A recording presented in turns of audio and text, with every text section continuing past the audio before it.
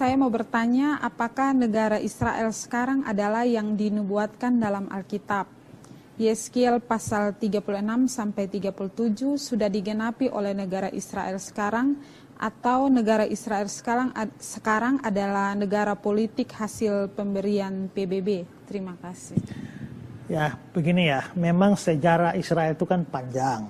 Sejarah Israel itu panjang, mereka setelah dibawa oleh Musa, diselamatkan melalui Musa di tanah Mesir, lalu mereka harus mengembara di padang gurun, lalu masuk ke tanah Kanaan dengan sejumlah peperangan, mereka lalu akhirnya menjadi sebuah kerajaan. Ya, raja pertama Saul, raja kedua adalah Daud, lalu raja ketiga adalah Salomo. Nah, setelah Salomo mati, lalu terjadilah perpecahan kerajaan. Menjadi kerajaan utara dan selatan, kerajaan Israel dan kerajaan Yehuda.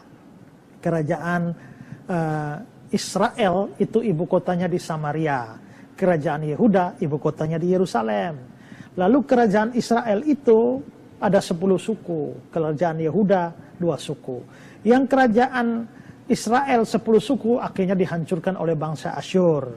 Lalu dibuang ke pembuangan dan tidak pernah kembali lagi, hilang sampai hari ini. Sedangkan bangsa Yehuda itu dikalahkan atau ditaklukkan oleh bangsa Babilonia di bawah Nebukadnezar.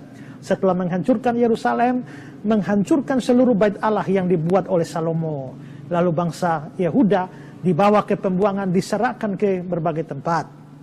Tapi 70 tahun setelah itu Tuhan bekerja.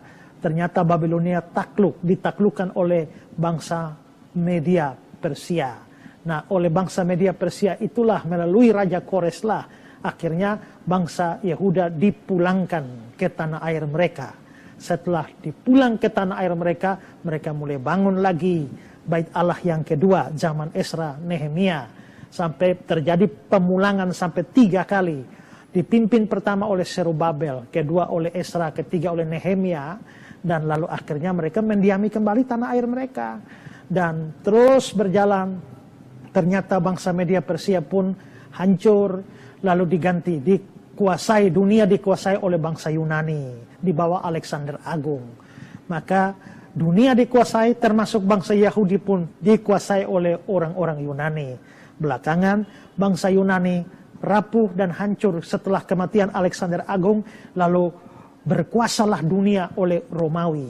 Nah, Romawi berkuasa, dan pada saat Romawi berkuasa itulah Yesus lahir. Yesus lahir, makanya ada Raja Herodes, Pontius Pilatus. Nah, lalu Yesus hidup dan melayani sampai kira-kira tahun 30 sudah kembali ke surga. Orang Yahudi terus berjalan sampai mereka menyelesaikan pekerjaan renovasi Bait Allah II yang dilakukan oleh Raja Herodes yang agung, dan sampai tahun 64 ya. Lalu mulai tahun 70 karena ada pergolakan 60-an, pergolakan orang-orang Selot itu melawan orang Roma. Vespasianus itu akhirnya bertugas untuk menumpas semua pemberontakan orang Yahudi. Tapi ternyata karena pergolakan di Roma, Vespasianus harus kembali ke Roma.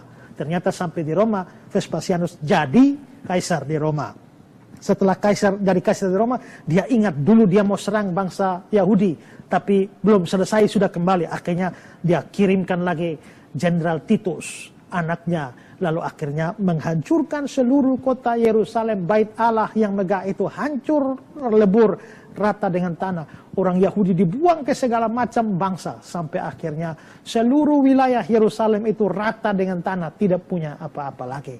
Dan itu tahun 70. Setelah tahun 70, bangsa Yahudi menyebar ke segala bangsa. Ada di Amerika, ada di Jerman, ada di Rusia, ada bahkan sampai Indonesia pun ada. Sampai daratan Cina, Tiongkok, ada semua. Di seluruh dunia orang Yahudi ada. Nah, tapi orang-orang Yahudi itu mengalami berbagai macam aniaya, diusir sana, diusir sini. Nah, sampai akhirnya mereka peristiwa Holocaust, di mana mereka dibantai secara mengerikan oleh bangsa Jerman dan juga bangsa-bangsa yang lain. Lalu akhirnya mereka mulai mencoba melalui Theodor Herzl, mereka berusaha mendirikan Sionisme yang menginginkan suatu tempat tertentu untuk menjadi swasta bagi bangsa Yahudi. Pilihannya dua, yaitu Argentina ataukah kembali ke wilayah Palestina. Nah, pilihlah Palestina, tapi Palestina itu sudah ada orangnya, orang-orang Palestina sudah ada di sana. Nah, tapi mau kembali, tanah itu sudah dipunyai orang, tapi itu tanah air mereka. Melalui lobi-lobi para petinggi Yahudi di dunia, juga terkait dengan Inggris, karena Inggris yang berkuasa.